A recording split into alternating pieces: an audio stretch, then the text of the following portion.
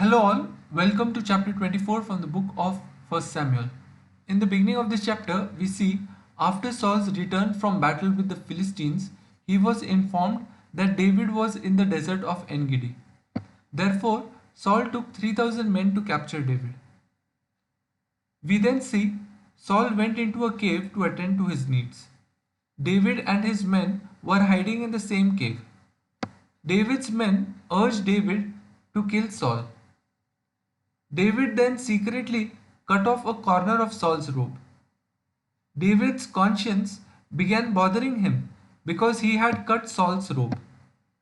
David then tells his men that he shouldn't have done so because Saul was a king chosen by God. David restrained his men and did not let them attack Saul. Saul then left the cave unharmed. We then see David went after Saul and called out Saul. David shows Saul the corner of the robe that he had cut. David says that he spared Saul's life even when he could have killed him.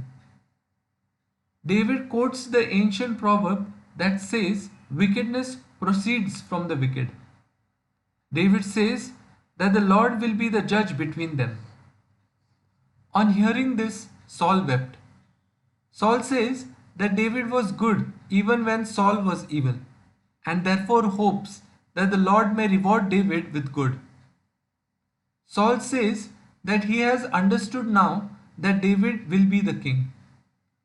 Saul takes a promise from David that David will not kill Saul's descendants and also not wipe out Saul's name from his father's family.